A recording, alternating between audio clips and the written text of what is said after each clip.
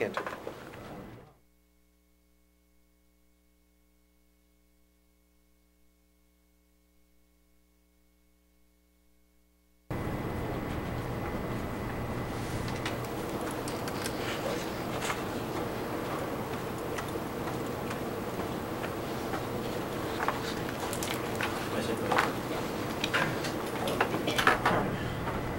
All right, good afternoon. My name is Zia Quadri. I'm with the Human Resources Office. I also support the Engineering Academy. And I'm filling in for Amanda Knight and Cinda Chellin, who could not be here this afternoon today.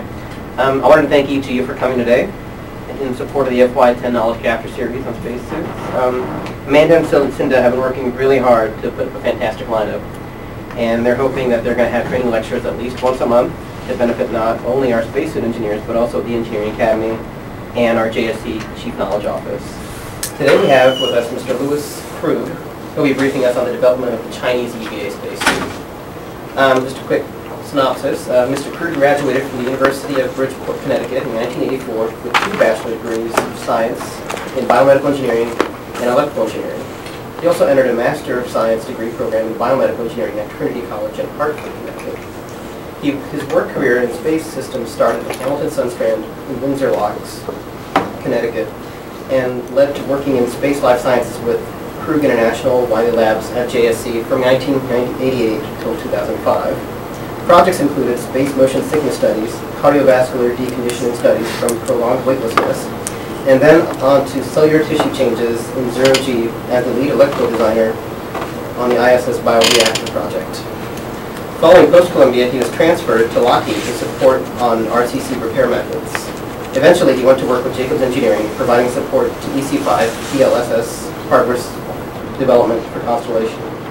Presently, Mr. Krug is now working as assistant engineer with the Level 3 EVA SE&I group, performing analysis on EVA spacesuit systems.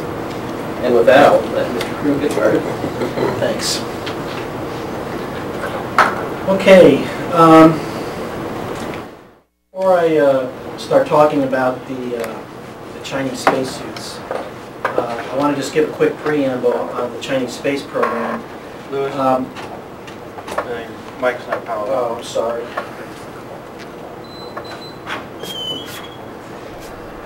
Okay. Let me start again. I'd like to start off by just giving a preamble on the Chinese space program before I start talking about the suits that they're using for their manned space program. I know a lot of us get so involved in our work here, with whether it's with the Constellation program or our own projects, that we don't really see what's going on the other side of the world as far as their other space programs. And China has a very impressive space program. Since 1996, they've launched 108 successful rocket launches with their Long March series of rockets. And they have had a couple failures, but they had 108 successful launches. And we're talking about a launch every 40 days. You know, it's almost once a month. And China is also presently putting up 35 global positioning satellites to compete with the U.S. GPS network so that they have complete global coverage. They actually just started this program. They've got 3 up there now, and the plan is for 35. They also have customers for launching satellites. Some of the present customers include Brazil, Indonesia, Pakistan, and I think even Nigeria. And also another impressive thing is they have 4 launch control centers. They have 4 centers where they actually launch the rockets on. The 4th one is actually under construction. It's at the southernmost tip of China. Actually, it's on an island just south of China. And that's going to be used for their heavy lift rocket launches. The reason they're building that right now is because it's as close to the equator as they can get, because they use the Earth's motion to assist the launch. The Chinese feel that they're going to get a 14% increase in payload capacity. And Some other things that they've done, they've launched a satellite that orbited the moon and to map out the surface of the moon. And they're continuing. They've got 2 launches, one for a rover and one for a sample return to the moon. So it's an impressive program. And they're also presently building a heavy lift launcher which can lift a 50,000 pound payload, which is comparable to what the shuttle can launch. And that's due in 2014. Now how does this affect us?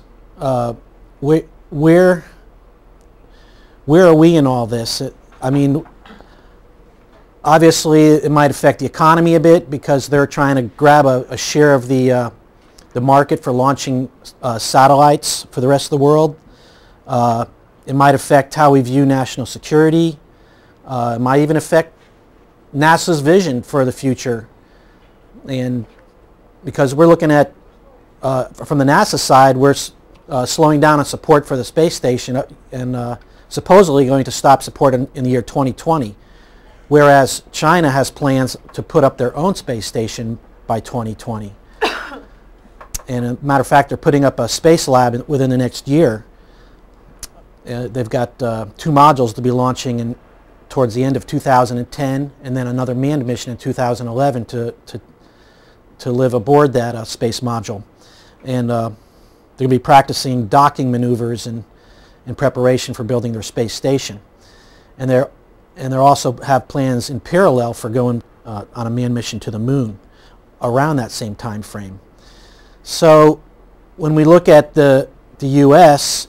with the Constellation program being cut and support for ISS going to be cut in 2020, are we even going to have a manned vehicle by 2020? Never mind not have the space station anymore. So it's almost like there's an inversion of power or I should say space leadership that's going on. So it might be something that we need to continue to look at and to monitor and maybe give us another direction on what to do with our space program. But being from the EVA world, my topic is going to be on the EVA side, or the manned program that China has started.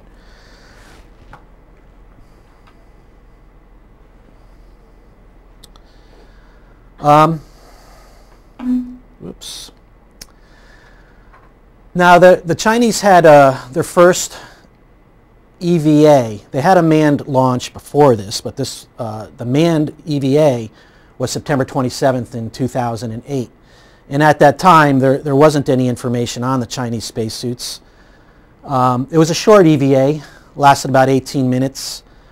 There's more proof of concept and public relations. And you can see one of their taconauts there waving the Chinese flag. What they do in 18 minutes, they released a satellite that was mounted on their spacecraft. It was just a small 88-pound satellite that actually they put into orbit around their spacecraft, and it would take video of their spacecraft from every angle of their EVA. And they also had some solid lubricant experiment going on for some future motion control experiments for later on. Now it was noticed that the suits looked a lot like the Orlan in the beginning. And in fact, one of the suits was the Orlan. There were 2 crew members that were involved in this EVA, though only one of them really exited the hatch.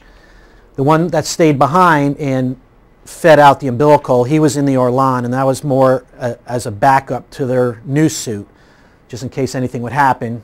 They had already a proven Orlan suit that they felt safe in. They could pull the crew member back in. Now the suits, the name of the suits is the Fei Tian, which means flying in the sky. Actually, Fei means fly. Tian I believe is a female form of the word sky. They also name a Buddhist goddess of that name. And then there was a contract between the Chinese and Russia where the Chinese purchased 9 suits. And and also some 4 sets of docking systems. Now, of the 9 suits they purchased, 3 were Orlans, 2 were their launch entry suits, or the Sokol suits, as the Russians call them, and they had 4 for underwater training. Now, just for those who are unfamiliar with the suits, we did a comparison of the Phaeton versus the NASA EMU. And again, we had to speculate that the Phaeton was very similar to the Orlan when we did this, being they used the Orlan technology to develop their suit. Now, we know that the Orlan suits are more one-size-fits-all. They do have sizing straps that bring in the arms and legs, whereas the EMU can fit up to, is made to fit 5 to 95 percentile people.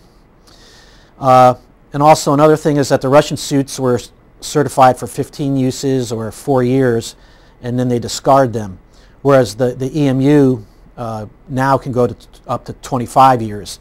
Originally it was 15 years or 100 EVAs, but it's been extended as long as maintain maintenance on it. As far as the Chinese EVA suits, they didn't bring them back. They discarded them following their mission. Another difference is that the nominal pressure in Orlan is 5.7 psi, and so it's assumed that's what it is in the Chinese suits. Another difference with the EMU is that the life support system in Orlan is located in the suit itself in the 100% oxygen environment. And on the EMU, of course, it's external in the Pliss. The Orlan does use a liquid cooling garment and a sublimator, just as the same as the EMU. And also the Orlan is made to do autonomous EVA, and it has umbilical capability, and that's what the Phaeton used during the EVA. Now, being a lot like the Orlan, when I was looking through some bulletin boards online, I noticed there was a lot of, I want to say, dissatisfied people. They had the attitude they were looking for new, innovative technology, advanced spacesuit, and when they saw it was very much like the Orlan, there wasn't a very good attitude about it. So that's the reason I threw this slide in, because Leroy Chow, who is one of the American astronauts from Expedition 10, he went to China and did get to see the suits, and he had a more positive outlook on it. And I'd like to read that really quick. He says, "I was impressed with the suit. It has obvious Russian Orlan heritage with some differences. The display and control module looks similar, as did the pressure regulators and the oxygen injector switch. The hatch latching mechanism also looks similar, and so did the umbilical interfaces. In fact, it is reasonable to assume that the spacecraft interfaces are identical to the Russian system, since the second suit worn by Lou Boming was in fact an Orlan. And there's nothing wrong with this approach," he says. "It is arguably optimal to take an existing design and improve upon it while retaining the critical systems that are proven. In my view, China is taking a very logical course in developing their manned space capability." Now, how do they differ? What changes did the Chinese perform on the Orlan to make it the Phaeton? So we tried to look at that. A lot of the analysis really was from the video downlinks, because there still was very little information out there on what the Chinese were doing. But just from the video, looking at the display and control module, is noticed that the pressure gauge, which normally is on the sleeve on the Russian Orlan, is on the DCM here. Another change noticed was the temperature control knob on the Orlan was changed on the Phaeton from a sliding switch to a rotating knob. Then there was the helmet as well. In an article from a Chinese newspaper, they claim that the visor was larger than the Orlan helmet. That was one of the changes.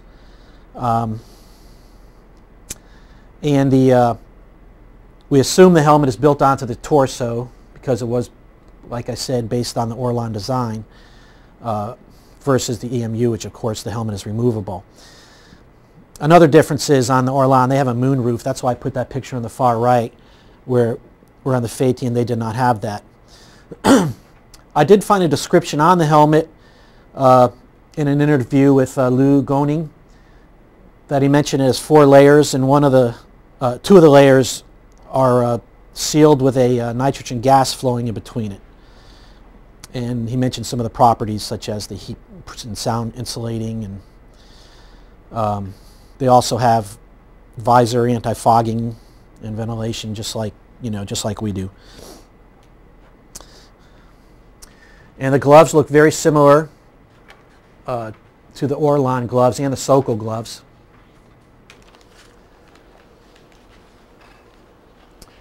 As far as the umbilical interface, it was hard to find any information on the umbilical. But I did find an article that mentioned that they had it was just for providing power and communications to the suit, and 1 tube that would carry emergency oxygen. And in that article they also mentioned the lengths of 2 umbilicals they carried. So I'm assuming one is the shorter length umbilicals for the crew member inside, and the longer for the one doing the EVA. And from the video, it looked like the interface control panel was the same as the Russians. Now here is Lou Goning in an interview talking further about some of the differences.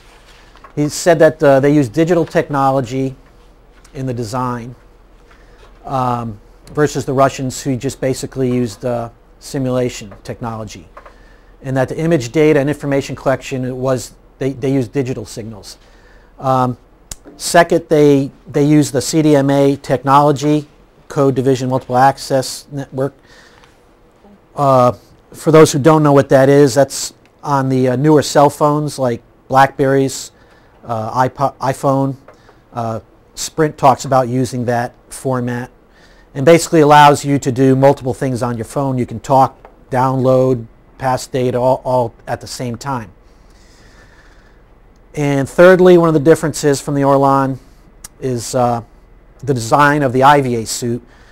He claims that the elbow and knee joints of the Phaeton are softer than those of the Russian version. Now that's all the differences I have between the Orlan and the Phaeton. Now I want to go into the training facilities they have over in China. Apparently they're very similar to the Russians. They've, I guess, as Chuck Fulcher has mentioned, when he went on a trip to Russia and they saw the Chinese over there at the Russian space complex, and at that time the Russians were training them and giving them help in planning their EVA, and apparently they have built their training facilities very similar to what the Russians have. The Russians were consultants in helping them in their program. And here you can almost, from the back, you can see the Orlan on the right and the Phaeton on the left. They look almost identical from the back. And this is them in front of a vacuum chamber. Now they also have built a huge pool, their Hydra lab over in China. And this is 10 meters deep, 23 meters wide. I had a video I was going to show you, but the link seemed to have been removed over the past month, so I couldn't get it back. Here, now remember I mentioned they bought 9 suits from the Russians, and 4 of them were Orlans for underwater training. Now here are 2 Orlan suits, and you can tell by the moonroof on the helmet. And that third picture to the right gives you an idea of the depth, about 30 feet or 10 meters.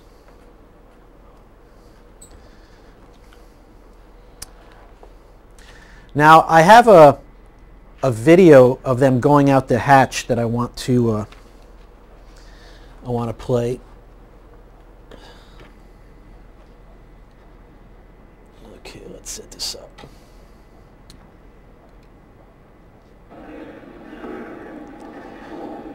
Now this one is in Chinese. I'm only going to play this one for a short while, then I'm going to switch over to the one in English. Now watch, he's trying to open the hatch, he's having difficulty. And notice how it closes right back up again? It's hard to get all the pressure out. Actually, the same thing happened in Apollo 11. They couldn't get all the pressure out the dump valve because they had a biocide filter in between, trying to prevent germs from getting on the moon at the time.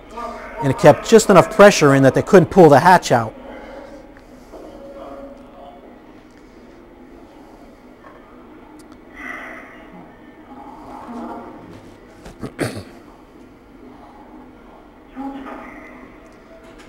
As soon as they open the hatch, I'll switch to the English version,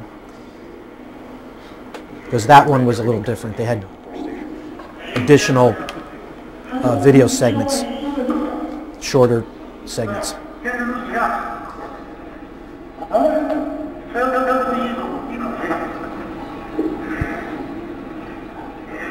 Now, what we're looking at here, you know, granted, this is the first time, it's trial and error.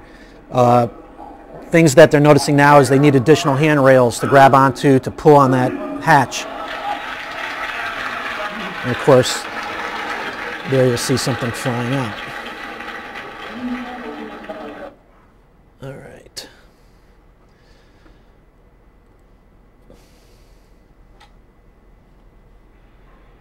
Well, this is the previous recordings of Zhangjiagang. Now this also is Chinese TV. That CCTV you see in the upper left is Chinese Central TV. It's just that they also have an English version of their news. The hatch into the outer space.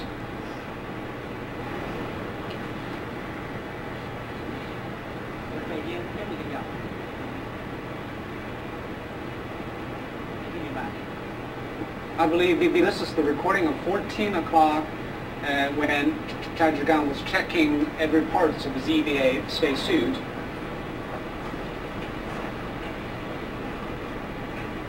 And this is the moment that he is about to open the hatch and turn a handle.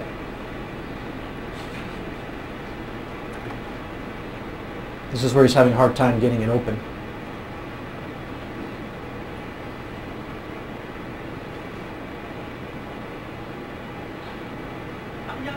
And the ground control is having a good mark on Zhangjiagang's performance, how he did the EVA. We just saw something flying out of the That's like a paper stuff. Paper. It's a piece of paper? Yeah, I think maybe it's the I hope it's not their check. Yeah, I hope it's not something that they cherish, like the letters from their families or the photos of his daughter or something. Otherwise, it becomes debris. It wouldn't stay in orbit very long at that It wouldn't. altitude. It just fall to the ground somewhere. In fact, it might even survive re-entry. A very thin piece of paper actually has a chance to survive Really? re-entry into the atmosphere. Yes. You mean a light object can survive by re-entry, not burn? I don't know how true that is. But this is typically recording the whole process of the EVA. We now see... Yeah, they'll use two tethers. The EVA... There you can see the mirror on his wrist for reading the DCM. You get his hand on the handlebar installed on the outside of the spaceship. So what is the use of the hook that he's using to attach himself, attach the tether to the body of the spaceship? What is the use of the hook? I would have to guess that it appears that he's attaching in two places. Yeah. And if you're attached in two places, then you can position yourself by pulling on one or the other of the ropes. And also it ensures your safety, right? Yeah. It's a double insurance policy. A double insurance. Because the Chinese ground control has always been asserting the importance of reliability and safety. Yes. There used to be a sort of a mythology that the Russians took terrible risks in space. And as a matter of fact, they were extremely careful. with the sole exception of those code. Now you can notice This is they're just the historic for controlling the pictures. temperature from the liquid. I mean from the Jajagang climbing, liquid cooling garment. You can see the knob here on the right, body of right at the center of the spacecraft. screen. And now he's just letting himself float. Because actually spacewalk noticed there's quite a is bundle of not cables. the exact word. It should be space float. Yes, that would be better. Because we don't have any solid ground to walk on. And now Of course, here's the Orlan. Actually then, several minutes ago, he unfurled the Chinese national flag. This is a very symbolic moment, of course. It is actually made of, embroidered by those Chinese craftsmen here back on the ground. It of course boosted the morale of the whole bunch of people working behind this project. Looks like the flag was not tethered yet. And this Yeah. should be a very patriotic moment for the Chinese That was nation. your symbolic moment. Because they have a Chinese flag waving forever.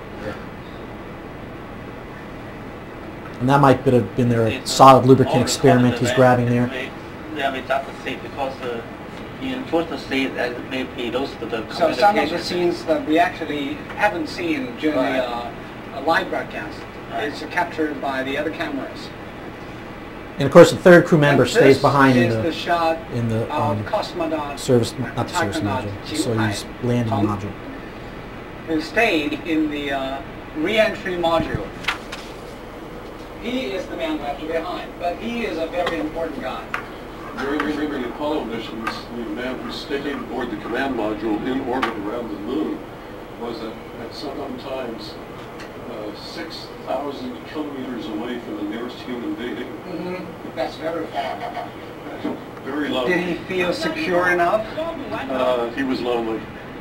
He was. Mike Collins on So this. actually all the taikonauts, astronauts, cosmonauts should have a sense of loneliness in space because they're so far away from the home, in their home away from the home.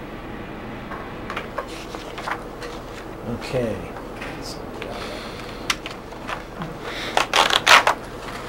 All right, so as I said at the beginning, a lot of the distinctions between the two suits, the differences came from video analysis, and some notes from this video other than he was struggling with the hatch, missing a handrail or two that they could have had.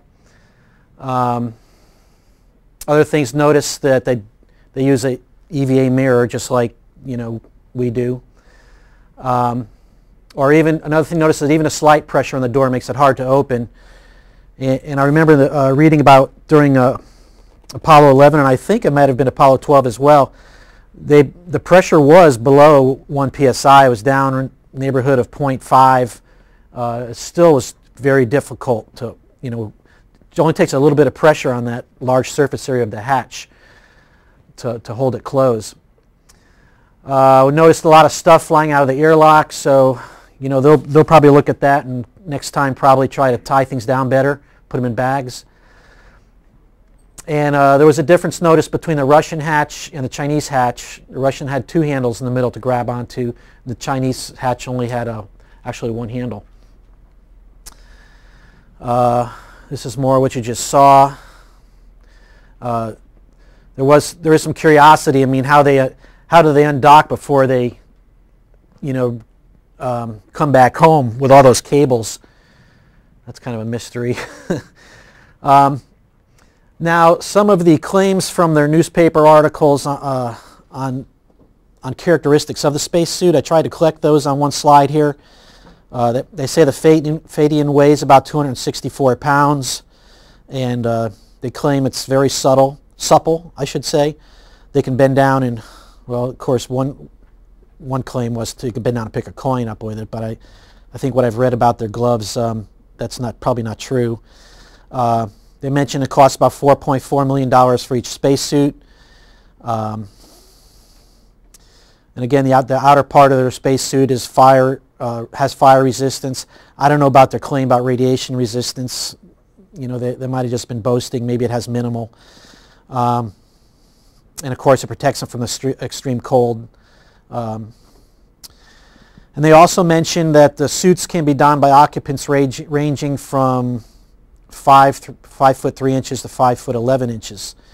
And the other characteristic that we got out of all of it was it took them about 11 to 12 hours to get it all unpacked and assembled and ready.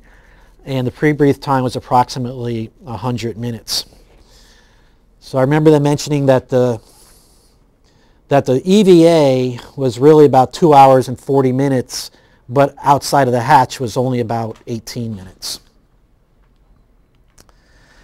Now, just to give you an idea what the spacecraft looks like, this is where the tachonauts come out of their launch entry module, and they go into their it's their living quarters there, their lab, which is also an airlock. Now it looks a lot like the Russian Soyuz. China claims they've used the same design, but they've increased the size by 13% more volume. They thought by doing this they can probably get a fourth crew member in, though they haven't done that yet. And another difference they claim is that on their laboratory module / airlock module, they have put solar panels and a propulsion system on there, which the Russians don't have. So that way when they undock and they come back home, the laboratory module will continue to orbit and they can control it from the ground. Earlier, did you mention what the cabin pressure was in the Shenzhou spacecraft? No, I have not mentioned that actually. I probably have not run across that. I don't know what it is in the Soyuz. Is it normally 14.7 or in the Soyuz? I would imagine it's going to be similar to what the Soyuz is. Well, but I know it's higher than 8.7. Soyuz, Pardon?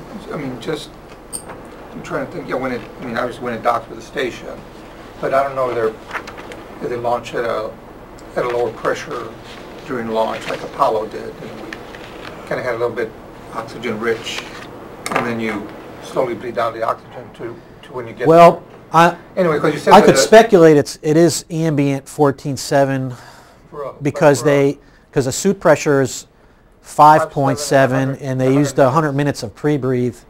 So I guess you could work it backwards to find out what is safe. Yeah. Yeah, but that's a good question. I mostly focused on the suits, so I didn't really look into characteristics of their spacecraft other than some of the differences. Basically, this is just what I was talking about. They claim it was bigger and includes a propulsion system and solar panels on their laboratory module. As far as their launch entry suits, they did buy 2 Sokols from the Russians, and they claim to have then copied them or produced their own. Now, one thing about the Sokol and the Shenzhou pressure suit is what they call it. They have that big pressure regulator right on their chest. That's what that knob is you see on there. And the reason for that is because if they did have a cabin depress, their suit would automatically inflate to and hold pressure at 8.7 psi. But the suit isn't made to be mobile at 8.7, and it tends to balloon out as well. So if they need to get that mobility to perform an operation in a state of emergency, they have the option of turning that regulator and bringing it down to 3.9 psi, risking getting the bends, but they will do that because it's an emergency and then turn it back, get the pressure back up again. But that's what that is. And they are very lightweight. They're about 22 pounds, the Sokol suits. All right, so I'm going to go from there to how they came back once they put on their Shenzhou suits, their launch entry suits. They start coming back down. It looks quite a bit like the way the Russians come back down. They do land on land, and China immobilizes about 300 search and rescue workers on this mission. including air and land forces. And they landed in some territory just, I think it was north of China, just towards they call the grasslands of Mongolia. Okay, here it shows them finally hitting the ground. I did find an article that they do have thrusters to assist them, just like the Russians do, to cushion the landing when they're just a meter above the ground. On the right, it comes down at an angle. It turns on the side intentionally. That opening is not where they come out. That opening you see there on the right is where the parachute actually comes out to give them that angle. Here the technicians are starting to open the hatch to get the technicians out. You can see them in that small opening. Get an idea how crammed they are in there. Here they take them out. They put them in the seats just like the Russians do, just in case they still need a time to get their sea legs. They don't want their heroes falling down or tripping. Does he have his leg crossed?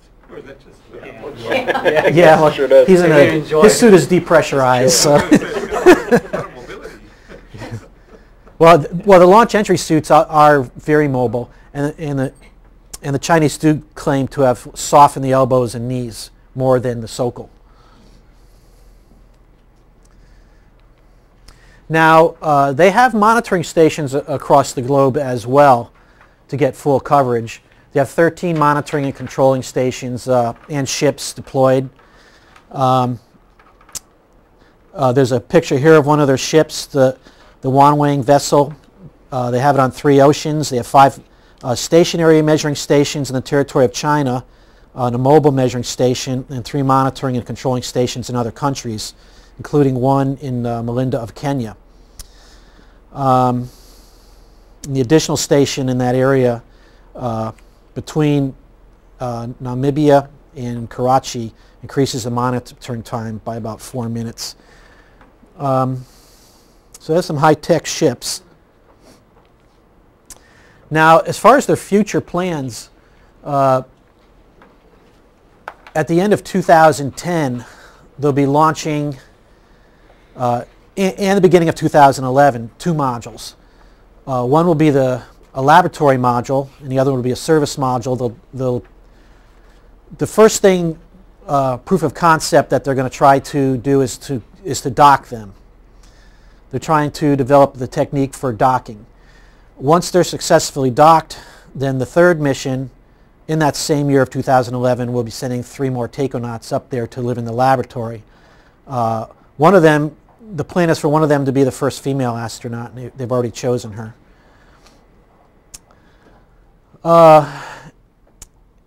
And then once they've got the docking maneuvers proven, then they're going to go into start assembling a space station, and they want to have one by 2020. Now they also have, in parallel, they have a moon landing planned. I mentioned earlier at the beginning they had already had one orbiter, a lunar orbiter, that mapped the lunar surface, and then they practiced crashing it into the lunar surface to try to practice maneuvering it and locating a spot they would like when they would want to do if they were landing a craft. They have a second orbiter going up within the next year, and then they have a rover and a sample return mission in line behind it. So they're moving right along on that area too, and they're not limited to one landing facility. I mentioned in the beginning they have actually four launch facilities. When I said landing facility, I'm sorry, I meant launch facility. So they've got different projects going on at the same time.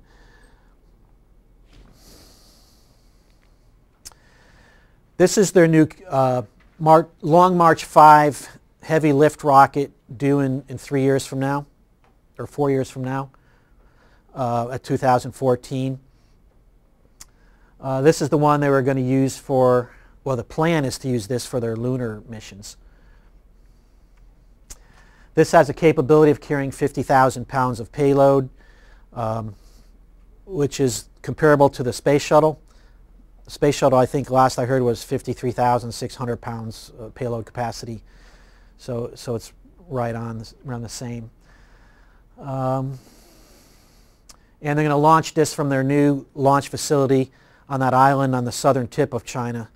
As I mentioned earlier, the closer they get to the equator, using the Earth to the motion of the Earth to assist the launch, they'll get more payload capacity that way. That's their plan. Now this is their vehicle assembly building, and when I saw this, I had to create a slide because it is identical to ours. Ours is on the bottom left of the screen. Theirs right above it. Now when I saw that, and then they have a crawler to bring their rocket to the launch pad, just as us too, because as you know, the Russians put theirs on a rail car horizontally out to the pad, and then they lift it. So you would think having a rocket with a Soyuz-like laboratory or spaceship on the top, they would probably be moving it and doing things similar to the Russians. But it's almost like a mix of Russian technology and know-how and American technology and know-how. Even their launch tower is a lot more like ours than it is than the Russians. I think I have a picture of right here. There's the Chinese Long March launch system on the left, and there's the Russian Soyuz launch system on the right. So it's interesting the way they're doing it. This slide was just the mission specifics of their first EVA, which is what this whole presentation was about. The whole duration was 68 hours, 27 minutes. They had 45 orbits. On their Shenzhou 7 mission, Shenzhou 8 and 9 are the ones I mentioned going up late 2010, early 2011. And Shenzhou 10 will be carrying the 3 crew members to that lab, also in 2011.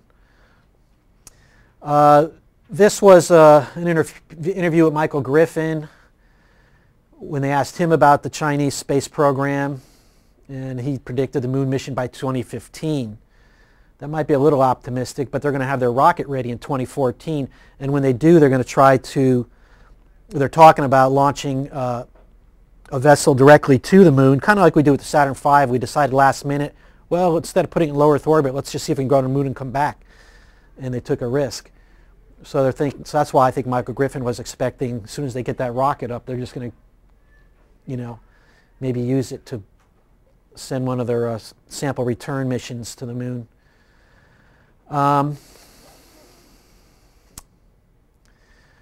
Let's see. I mentioned they had sent a probe to the moon. This was just one of the articles I included if anybody wanted to reference, any article on it. They talk about a 3-step moon exploration strategy on here. Their lunar plans call for a soft landing on the moon of a rover around 2012, which is what I mentioned. In the third phase is to use another rover to snag lunar samples and then return them to the Earth. Here it says in 2017.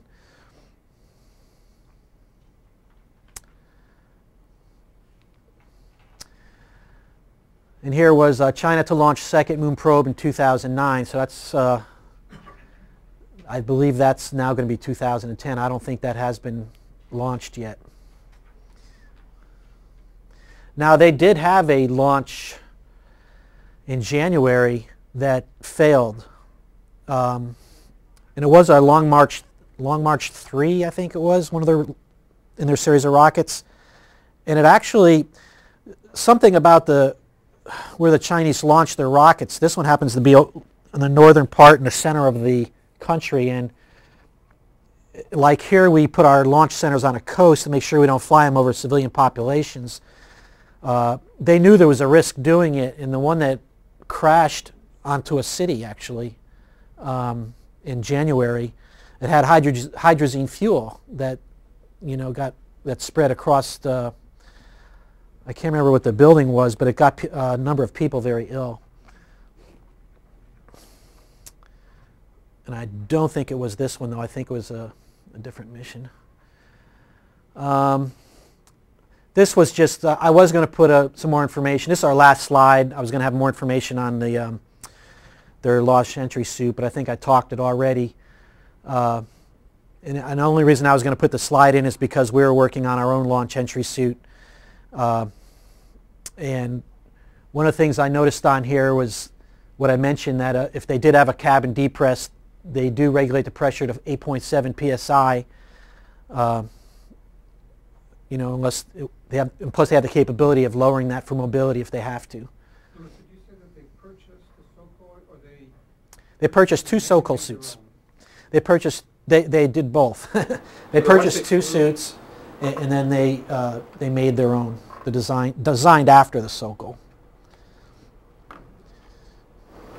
with some minor changes in the elbows and knees, apparently. The ones that were flown were Chinese made then? Pardon? The ones that flew were Chinese made. One of each, wasn't there? Isn't that what you said? Well, for the Orlan, for the EVA suits, they had one of each. A Chinese-made suit and in the Orlan as a backup, in case their suit, something was they overlooked or whatever. But as far as the Sokol suits, I don't know that. I'm assuming they flew their own, but I don't know. Because they flew a manned mission before this as well, they just didn't do an EVA. So the person in the all-on suits will be was a Chinese or a Russian? No, they were all Chinese. The Russians were EVA consultants on the ground, so they were there in their launch control center to give support in case they were needed.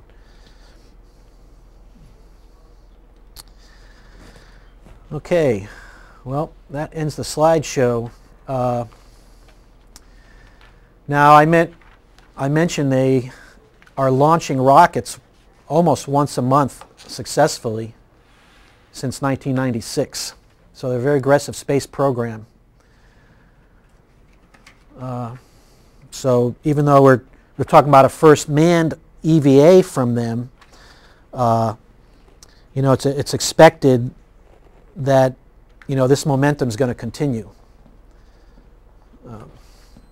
So mainly what I presented here is I'm showing you what the momentum is across the other side of the globe, and it's pretty good. And whether it's going to, whether what they do is going to change NASA's policy or NASA's vision, I don't know. Of course, back in the 60s, what Russia did definitely affected the direction of our space program. But anyway, I guess we'll just wait and see. Any questions?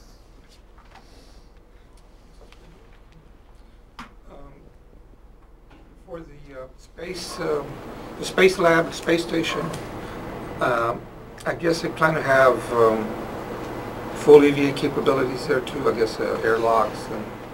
Oh, for the Chinese space station? Oh, I don't know. I think it's too early to say. I would expect them to have that capability if they're assembling a space station, but I haven't read anything on it.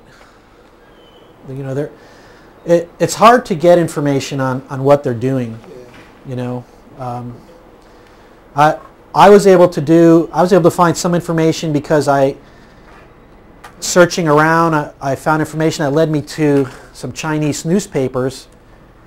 And of course, I couldn't translate them, but I used the Google Translator, which is, you can copy and paste sections of articles, and it translates it for you. And some of them I found were interviews with some of the folks from the Chinese Space Agency that were talking about what they had done. I'm just really surprised that the Russians transferred so much technology to them. I mean, well, they sold it. They sold it. Yeah, they need the money. Yeah. Well, They were. Two countries have a history, almost, close ties like that with military hardware. yeah. Reverse engineering Russian MiGs, and so Right, a lot of their military jets, and there's some pretty good copies. it's not a big stretch, I think. And it's continuing too, because China is also using Germany and France right now to help them build some of the satellites that they're launching. And the whole purpose is to learn the technology. So they're you know, they'll get it. The only thing I think from what I understand is that Russian space program is operated by the People's Liberation Army. It's a military program, not a civilian program. So you're transferring technology to a military. Well, folks, we just ended. It's taking questions. So, any more questions? So during your research, you see any feature they capture from EMU design or anything other than Orlan? No, I have not seen anything captured from that. I think their focus was to use the Russian Orlan design because they had them in their hands. And since they had started in 2000, well, they received the suits in 2004, 2005, it doesn't give you a lot of time between then and your first DVA, which was in 2008,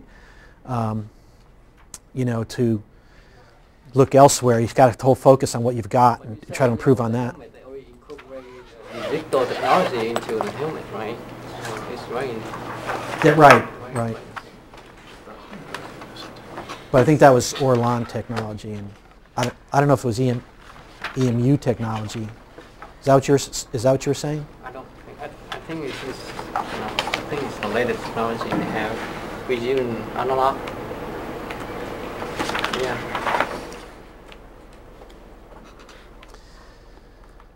Okay. Well, thank you for coming. Thank you. You're welcome.